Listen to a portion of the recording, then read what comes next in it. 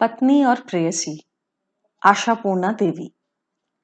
जब से कॉलेज में दाखिला हुआ है, प्यार में पड़ने की जबरदस्त कोशिश करता आया हूं, लेकिन ये आज तक हो न सका, या यूं कहिए कि कोई मिल न सकी। सिर्फ एक तरुणी के अभाव में, चाहे वो विधवा, कुंवारी या ब्याहता जो भी हो, मेरा जीवन कोरा कागज कोरा ही रह गया। आवाज ना हो तो गाना गाया जा सकता है, बीवी के बिना ससुराल जाना भी कोई नामुमकिन बात नहीं है, लेकिन जवान लड़की के न होते हुए प्यार में पड़ना आज तक कभी सुना हो ऐसा याद तो नहीं आता। तभी तो कहता हूं, मेरे यौवन भर की साधना, जी तोड़ कोशिशें, शरत, रविंद्र, शैली, कीट्स सब व्यर्थ हो गए केवल एक तरुणी के अभाव में। हाय निर्दय विधाता। मेरे ऐसा कहने से आप ये ना समझ बैठिएगा कि निर्दय विधाता ने अपने राज्य से तरुणी नामक इस आवश्यक जीव को सदा के लिए निर्वासित कर दिया है। जवान लड़कियां हैं, बेशुमार हैं, कहां नहीं है। राह चलते, बसों, ट्रेनों में, थिएटरों, सिनेमा घरों में, स्कूल की गेट पे, कॉलेज क्लासरूम में जवान लड़कियों का भंडारा लगा हुआ है, पर अपने हाथ एक भी ना आई। इतने बड़े जमघट में मैं अपनी ही जगह पर जमा रह गया। इधर मुझ अभागे की उम्र बिना सिर पैर के बढ़ी चली जाती है। एक भी बार फेल नहीं कर पाया हूं, सो कॉलेज का जमाना भी खत्म होने को आया। यानी पर फैलाकर आसमान में उड़ने के दिन धीरे धीरे घटते जा रहे हैं। इसी बीच पता लगा, मेरे माता पिता ने स्त्री नामक रोग मेरे सिर मढ़ने के लिए कमर कस ली है। हाय, प्रेम के राह में स्त्री यानी पत्नी से बड़ी बाधा और क्या हो सकती है। विवाह यानी खुले गगन में फैले उद्दाम पंखों को मोड़कर, बंद कर हमेशा के लिए किसी एक पेड़ की एक कोठरी में दफन हो जाना। घोंसले बनाने लायक कुछ तिनके इकट्ठे करने के लिए जीना, खाने और खिलाने के उपयुक्त कुछ पके फल जुटा पाने पर चरितार्थ हो जाना। कुल मिलाकर कहा जाए तो सारी संभावनाओं का इतिश्री, सारे करियर पर पानी। खैर, जिस पर पानी फिरना हो उस पर तो फिरेगा ही, जैसा दुनिया भर के लोगों के साथ होता है। मैं इस नियम का अपवाद बन पाऊंगा ऐसा तो मैं नहीं मानता, पर पानी फिर जाने से पहले 16 आने रूमानी हो जाने का मौका तक न मिला। रवि बाबू की कविताओं की सटीक पंक्तियां याद कर करके भूलने बैठा हूं।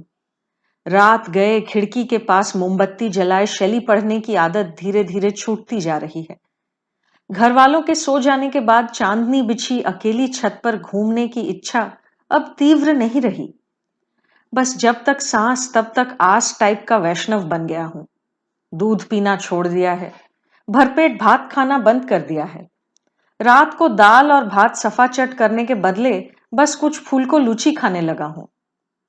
और भी कई तरह के कसरत करता हूं, क्या पता भाग्य गगन में कब चांद निकल आए। पर कहां हुआ ऐसा। ईश्वर की उदासीनता ऐसी थी कि एक पूरी तरुणी तो छोड़िए, किसी का एक बाल तक देखना नसीब ना हुआ। प्रेम में पड़ना, प्रेम करना बहुत साधारण, बहुत सस्ती, बहुत तुच्छ सी बात है। जो यदु करता है, मधु करता है, राम, श्याम, गोपाल, गोविंद, जूट मिल का कुली, आदिवासी मजदूर, कोयले की खान का भूत, पद्मा पार का मांझी, मूर्ख, गधे, उल्लू के पट्टे तक बिना किसी कोशिश के आराम से किए जाते हैं। वहां मैं, श्रीमान अमुक एमए, एक बार भी करने का मौका न ढूंढ पाया। इस दर्द की दवा क्या है। इधर विवाह का दिन नजदीक आता जा रहा है। हाय, ये विद्या बुद्धि, काव्य अनुभूति, ये अगाध असीम अनंत हाहाकार, ये यौवन वेदना रस से भरे दिन लिए आखिर पत्नी के पास आत्मसमर्पण कर दूं। सिर्फ पत्नी। छी छी, वो नारी जिसके साथ फर्स्ट क्लास ट्रेन के खाली डब्बे में, सपनों के ड्राइंग रूम में, शिमला, शिलोंग, गारो पहाड़ों पे, या फिर कलकत्ते के खुले राजपथ पर आकस्मिक दुर्घटना से अचानक मिलना नहीं हुआ। हुआ तो वही घिसी पिटी पंडित जी, लेन देन आदि कई नियम आचारों का चक्कर काटकर वही शादी के मंडप पे। मतलब मेरे पिताजी, उनके पिताजी, उनके पिताजी और उनसे भी पहले वाले जो करते आए हैं, मैं भी वही करूंगा। फिर रविंद्रनाथ का जन्म क्यों हुआ। जयदेव ने कलम क्यों पकड़ी? शेली, बायरन, कीट्स एवं कई और जिनके नाम सिलेबस में ना होने के कारण मैं नहीं जानता, वे पैदा होते ही मर क्यों नहीं गए? प्यार में पड़ने की मेरी कोशिश आज की तो नहीं, किशोरावस्था से ये एक ही तो मंशा रही है। तब छत पर पतंग उड़ाते उड़ाते मेरी आंखें खराब हो गईं। लटाई पर से धागा खर्च होता ही गया, पर एक भी सुंदरी इन धागों के जाल में फंसी नहीं। आसपास के घरों के खिड़की बरामदों पे नजर मार मार कर मोहल्ले की सारी लड़कियों की साड़ियों की धारें याद हो गई, लेकिन एक भी लड़की का चेहरा याद करने का मौका न मिला। वैसे भी आजीवन इसी मोहल्ले में रहा हूं। जिन लड़कियों को फ्रॉक पहनकर सड़क पर अक्कड़ बक्कड़ खेलते देखा है, आज जब वही चोटी हिलाकर पल्लू लटकाकर स्कूल को जाती हैं, मैं उन्हें टेपी, खेदी, भूती, मेनी की नजर से ही देखता हूं। इसलिए मेरे मन आंगन में कोई फूल खिलाने की क्षमता उनमें नहीं है। एक दिन बगल वाले जगत बाबू के छत पर अचानक एक अनजान लड़की दिखी थी। सुंदर भले ना हो, पर लड़की तो थी, इसलिए मैं आनन फानन उसके प्यार में पड़ने को उतावला हो उठा। यानी बिना पलके झपकाए उसकी ओर देखता रहा कि क्या पता कब उसकी नजर मुझ पर पड़ जाए। और पड़ी भी, पर इसके आगे का व्याख्यान करुण है। मैंने अपने कानों से सुनी उस लड़की की चहकती आवाज, दीदी देख तो जरा, उस बड़े लाल मकान के छत पे एक अनाड़ी छोकरा क्या बेशर्मों जैसा खुले मुंह ताड़ रहा है। मैं पहले तो कुछ हिल गया, फिर बुत सा खड़ा रहा। जगत बाबू की पत्नी ने नीची आवाज में कहा, अरे चुप, वो तो भादुड़ियों के यहाँ का। रहने दीजिए, घर का नाम बताने की इच्छा मेरी नहीं है, पर इतना कह सकता हूं कि माँ बाप बच्चों के घर के नाम रखते वक्त शायद सपने में भी नहीं सोचते कि ये लोग आगे चलकर कभी जवान भी होंगे। जगत बाबू की पत्नी के वाकये का आखिरी हिस्सा सुनाई दिया। अरे वो तो निहायत ही बच्चा है, देखा नहीं कैसे पतंग उड़ाता फिरता है, छोटा है। दूसरी आवाज, चाल चलन तो कोई छोटों जैसी नहीं है, मांग तो ऐसी तिरछी काटी है कि नजर अटक जाए। मोहल्ले में रहती हो, ऐसे बदमाश बेशरम मजनुओं को काबू में नहीं रख सकती।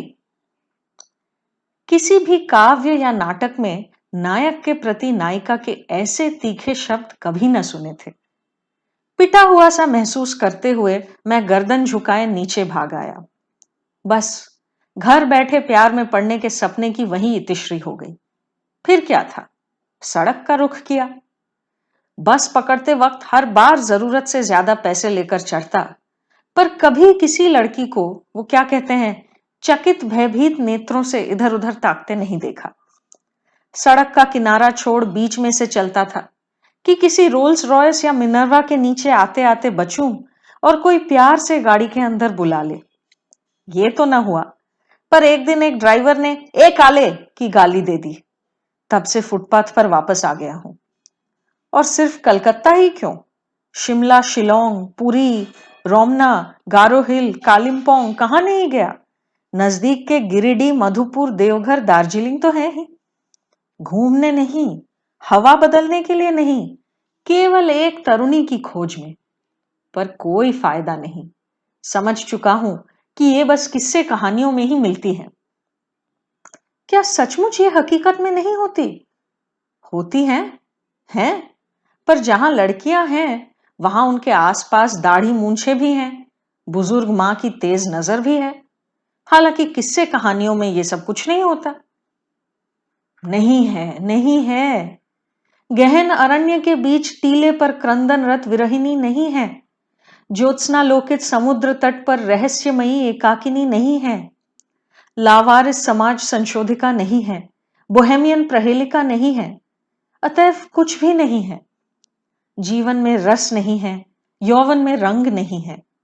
शौक से थोड़े ही कहता हूं कि यह दुनिया एक खोटे सिक्के जैसी लगती है। कहीं तो पढ़ा था यह जुमला। मेरी मनोदशा जब ऐसी शोचनीय थी, ठीक उसी समय विवाह हुआ। पाठक ध्यान दे, विवाह किया नहीं, विवाह हुआ। भादुड़ी परिवार के बाकी लड़कों का जिस तरह विवाह होता है, ठीक उसी तरह। वही घटक पुरोहित, लेन देन, अधिवास का शगुन, फूलशैया का शगुन, लुची, चने की दाल, माछेर कालिया, गुलाब जामुन वगैरह वगैरह। मेहमानों ने भोजन करके बड़े गुण गाए, कहीं कोई कमी नहीं रही। किसी ने एक बार भी मेरे व्यथित हृदय की ओर न देखा। बहरहाल मैं भी तैयार होकर रवाना हुआ। सच पूछिए तो पत्नी को देखते ही मैं मुग्ध हुआ और साथ ही उसे चाहने भी लगा। नहीं नहीं, गलत मत समझिए। चाहने लगा इसका मतलब यह नहीं कि मैं उसके प्रेम में पड़ गया।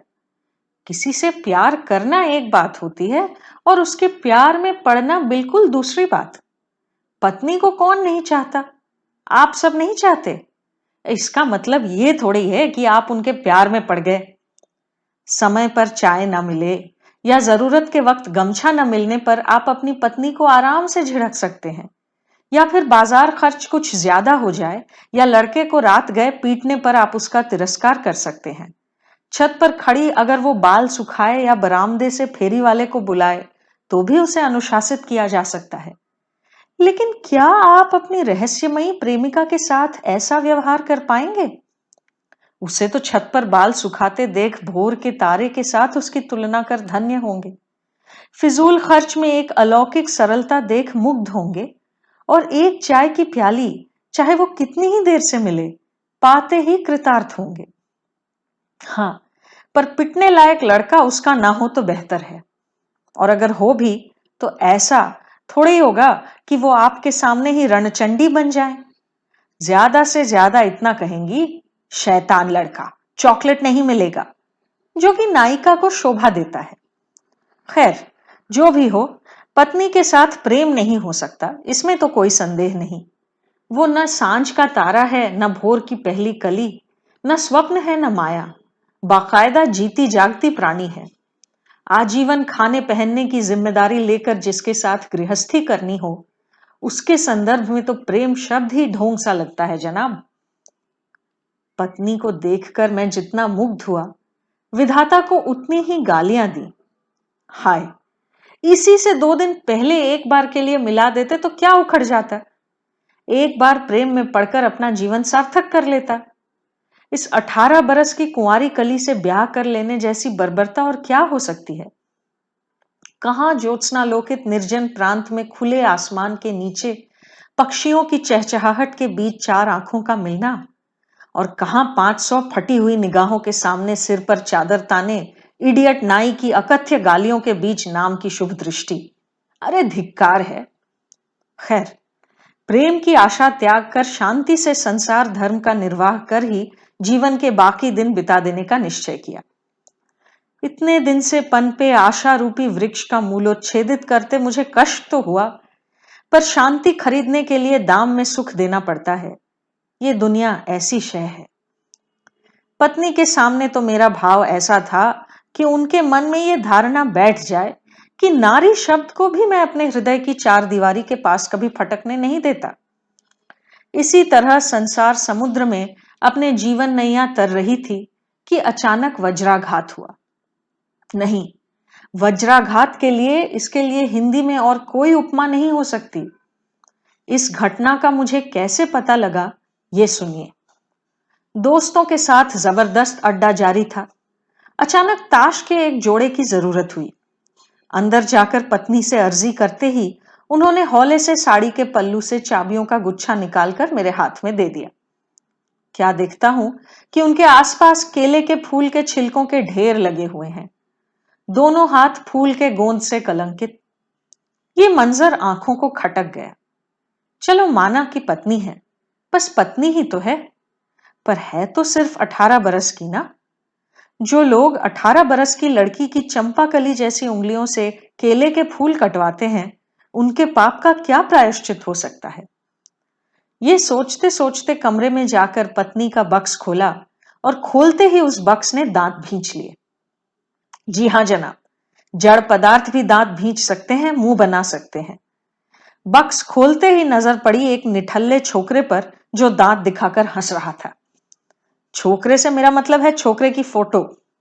जी में आया कि फोटो उठाकर डस्टबिन में फेंक दूं, पर नहीं, तहकीकात करनी चाहिए। नौकर से बाहर खबर भिजवाया कि अचानक कॉलिक पेन शुरू हो गया है, बिस्तर पकड़नी पड़ी है। भाड़ में जाए ताश की महफिल, दोस्तों को बुरा लगेगा। उससे भी क्या फर्क पड़ता है? जिसके घर में आग लगी हो उसके लिए दुनियादारी क्या? कुछ देर बाद पत्नी आई, पल्लू से गीले हाथ पोंछते पोंछते मजे में मुस्कुराती हुई।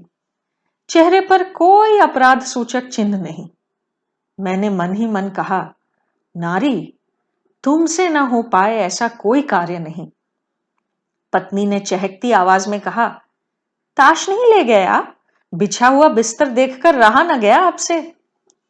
जाहिर है मैं बिस्तर पर लेटा ही था। ये बात सुनते ही उछलकर उठ बैठा। ये क्या?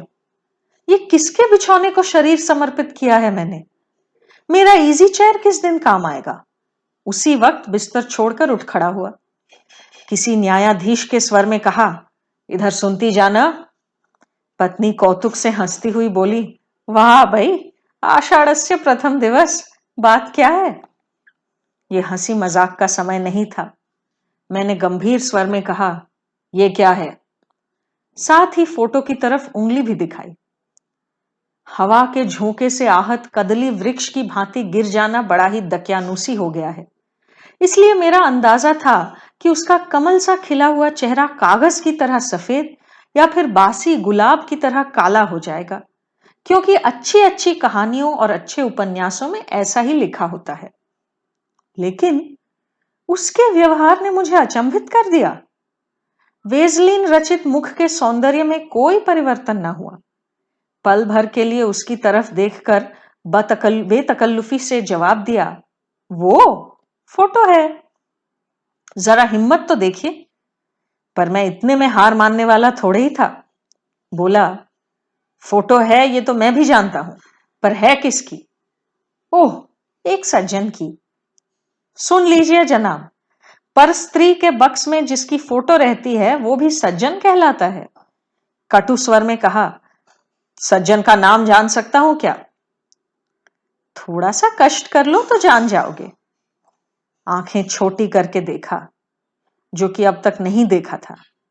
फोटो के ही एक कोने में लिखा है, तुम्हारा विनय। अग्नि में घृताहुति की बात सुनी थी, अब अपने आप में उसका अनुभव हुआ। टेबल को ठोक कर कहा, तुम्हारे पास उसकी तस्वीर क्यों रहती है? क्यों न रहे भला? ये क्या? इनमें तो बोहेमियन भाव स्पष्ट है, यानी बाकायदा हिम्मत वाली है। जिस जिगर वाली को हाफ पैंट वाली उम्र से ढूंढते ढूंढते मैं हैरान हो गया, आखिरकार वो मुझे अपने ही घर में मिली।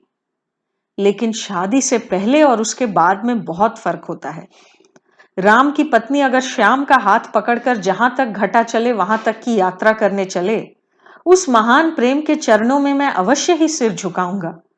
पर इसका मतलब ये तो नहीं कि मेरी अपनी पत्नी के बक्स में किसी और का फोटो निकल आए। ये भी सहना पड़ेगा? असंभव। मेरा पौरुष गर्व गरज उठा, नहीं, नहीं रह सकता। अपने हाथों से इसे जला दो मेरे सामने। पत्नी ने बिना कुछ बोले तस्वीर ली और बक्स का ढक्कन खोलते हुए उसे नीचे के खाने में रखा। फिर बड़े आराम से चाबी लगा दी। चाबी का रिंग साड़ी के पल्लू से अच्छी तरह बांधा और फिर बिस्तर के किनारे पांव लटकाए गंभीर भाव से बोली, और क्या हुक्म है? अजीब बेहयाई है। अचानक जी में आया कि उसका ताजा नर्म गाल पर एक थप्पड़ जड़ दूं। संपादक साहब ध्यान रहे, पत्रिका हमारे घर के पते पर न भेज दीजिएगा। परंतु चूंकि हम आधुनिक सभ्य युग में जी रहे हैं, इसलिए बड़ी मुश्किल से अपनी इच्छा पर अंकुश लगाया। वैसे आप स्वीकार करें या ना करें, बर्बर युग के पुरुष काफी सुखी थे। सभ्य युग के दुखी पुरुषों के पास वाणी के सिवा और कोई अस्त्र नहीं। बहरहाल मैंने इसी अस्त्र का इस्तेमाल किया। ये विनय तुम्हारा कौन है? पत्नी ने होंठ दबाए हंसते हुए कहा, ये भी नहीं समझे अब तक? धन्य है तुम्हारी बुद्धि। तो वो तुम्हारा प्रेमी है? बदतमीजी की भाषा में कहना चाहते हो तो वही कहो, वरना दोस्त भी कह सकते हो। अरे चूल्हे में जाए तमीज, मतलब शादी से पहले ही प्रेम में पड़कर आई हो? क्या मुसीबत है, शादी से पहले नहीं तो क्या शादी के बाद पढ़ूंगी? छी छी छी, ये कहते हुए तुम्हें शर्म नहीं आई? पति को छोड़कर एक दूसरे पुरुष से? उफ, अच्छा मजाक करते हो, जहां सिर ही नहीं है वहां सिरदर्द कैसा? शादी से पहले पति कहां था? लेकिन लेकिन तुम हिंदू की बेटी हो ना, कुंवारी अवस्था में। पत्नी अब कुछ स्थिर होकर गंभीरता से बोली, हिंदू की बेटी से तुम लोगों का मतलब क्या है?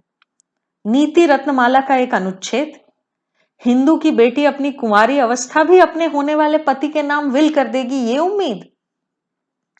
क्रोध के कारण मुझे कोई उपयुक्त उत्तर न सूझा। उल्टा मैं बोल बैठा, कम से कम मैं तो यही समझता हूं, तुमसे विवाह करने से पहले मैं क्या किसी लड़की के साथ प्रेम करने गया था? देखिए पाठक, मैंने कोई झूठ नहीं बोला। लेकिन पत्नी जरा भी शर्मिंदा हुए बगैर उसी वक्त बोल उठी, नहीं किया तो वो तुम्हारी अपनी बेवकूफी की वजह से, मेरे लिए तो नहीं। वैसे अगर किया होता तो मैं तुम्हारे टेबल के ड्रॉर में 2 पुराने प्रेम पत्र या जूड़े का गहना या किसी भद्दी शक्ल की तस्वीर देखकर बेहोश तो ना हो जाती। देखा आपने, आजकल की लड़कियों से आप बातों में नहीं जीत सकते, उपन्यासों का प्रभाव है और क्या। कुछ देर के लिए मैं गुम हो गया था, पर अब अचानक दांत पीसते हुए कहा, ऐसा क्या, बेहोश नहीं होती? नहीं। उफ, अगर एक बार बाकायदा प्रेम किया होता तो दिखा देता, देखता कि जलन क्या चीज होती है। पर नहीं, जब जमा खाते में मोटी रकम थी तभी कुछ न कर पाया, फिर अब खर्च के खाते में नाम लिखाकर। और नहीं तो क्या, विवाह का मतलब ही तो खर्च हो जाना होता है। पत्नी ने जाने क्या सोचकर कोमल स्वर में कहा, बेकार में मन खट्टा क्यों कर रहे हो? जाओ, तुम्हारे दोस्त बैठे हैं, खेलो जाकर। ताज्जुब की बात है, इस कोमलता में छल कपट की गंध भी न थी। फिर भी आखिर स्वामित्व का अभिमान ठहरा। क्षुब्ध स्वर में कहा, बेकार में मन खट्टा मतलब तुम दाम्पत्य जीवन की पवित्रता को भी नहीं मानती? ये क्या बात हुई? क्यों नहीं मानूंगी, बिल्कुल मानती हूं। मानती हूं तभी तो शादी के दिन 3-3 डाक टिकट खर्च करके लंबी लेक्चर देकर आई हूं कि पुरानी बातों की इतिश्री हो जाए। अब मेरे पवित्र दाम्पत्य जीवन के बीच टांग अड़ाने मत आओ। कड़वी सी कोई बात कहना चाहता था पर कह ना पाया। टूटी फूटी आवाज में कहा, तो उसी से शादी क्यों नहीं की? शादी? पत्नी हंस उठी और बोली, क्या खतरनाक बात करते हो। ऐसे शुद्ध प्रेम के संबंध को भी भला कोई शादी करके बर्बाद करता है? शादी का मतलब ही तो प्रेम का बलिदान होता है। रण क्षेत्र में नीति का स्थान नहीं होता। इसलिए बोल उठा, क्यों, पति पत्नी के बीच प्यार नहीं होता? प्यार हो सकता है, होता भी है, पर प्रेम, मजाक करते हो तुम। देखा, मेरे ही अस्त्र से मुझे ही घायल कर दिया। और अब तक मैं सोचता आया था कि मेरी विचारधारा कितनी मौलिक है। ये तो उल्टा चोर कोतवाल को डांटने वाली बात हो गई। लेकिन कुछ बातें होती हैं जो आदमी के मुंह से अच्छी लगती हैं, पर औरत के मुंह से नहीं। गुस्से में मैं घर छोड़कर निकला, पर कितनी ही देर के लिए? आप राह पर निकल सकते हैं, पर वहां रह तो नहीं सकते। लौटना भी पड़ा, खाना भी पड़ा। खाना तो खाया, पर गुस्से में कोई गिरावट नहीं आई, ये जताने के लिए मुंह फुलाए बैठा रहा। रात हुई, सोने के लिए कमरे में भी जाना पड़ा। हाय, उसी शैया पर वो अपराधिनी स्त्री भी शयन करती है। पर क्या किया जाए, घर में दूसरी जगह भी तो नहीं है। कुछ देर में उनके आने का आभास हुआ। चूड़ियों की छन छन सुनाई दी। और ये मेरे बिल्कुल पास आकर कौन बैठा है? मेरी गर्दन पे ये किसकी नर्म छुअन है? आंखें खोलकर देखा और उसी वक्त लगा उस बेशर्म नालायक विनय ने सही लड़की के साथ प्रेम किया था। उसके गौर ललाट पर सिंदूर का छोटा सा टीका, हास्य रंजित अधरोष्ट के भीतर से चमकती मोती समान दांतों की आभा। ये लो, कहकर उन्होंने मुझे कागजों का एक गुच्छा पकड़ा दिया। क्या है ये? उन जन्म जले की चिट्ठियों का गुच्छा है क्या? मैं उन्हें उठाकर फेंकने ही जा रहा था कि अचानक उन पर नजर अटक गई। छी छी, मैं शर्माया। ये तो मेरे ही आजन्म कुमार हृदय का उच्छ्वास है। उन्हें देखे बगैर भी मैं समझा कि पत्नी हंस रही है। फिर से उनकी आवाज, और ये लो विनय की तस्वीर, जी करे तो जला सकते हो, विनय शिनय कोई नहीं है, ये तस्वीर तो सिनेमा की है। मैंने उसे और कुछ कहने नहीं दिया, अपने पास खींच लिया। उसके बाद, नहीं, रहने दीजिए।